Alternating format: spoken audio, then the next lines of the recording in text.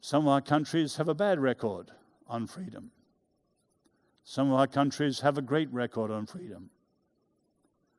But there's no question that whatever the record our country is, the whole world now faces the challenge, and your generation above all faces the challenge. How are we to guarantee freedom with justice in a world of exploding diversity for the sake of peace and harmony and stability? It can be done, but it will take leadership and courage and people with deeply held and strongly thought through convictions. As Hans said, I'm a Christian. I have to say, when I speak on this issue around the world, the fact that we Christians are concerned about it, those of us who are, has a certain ambivalence. Christians and Jews were the pioneers of religious freedom.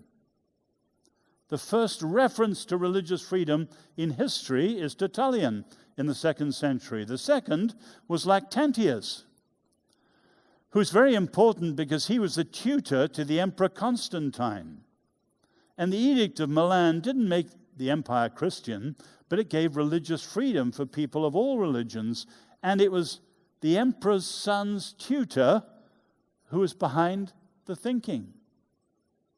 But while Christians have been the pioneers, those of us who are Christians have to say with sorrow, Christians have also been some of the worst perpetrators of the worst evils against freedom and justice ever committed. Take the Inquisition, or the medieval notion that error has no rights, and things like this. Much of the revolt of, say, atheism against the church was justifiable because the church at that time was abominable in abandoning the freedom of the Old and New Testaments and the way of Jesus and coercing people in the name of their hierarchical power. Thank God, with the rise of modern understanding, Roger Williams, William Penn, and many others, Christians have taken their part again in the vanguard of standing for these things. Although today, the third part of the ambivalence is that Christians are the most persecuted faith in the earth.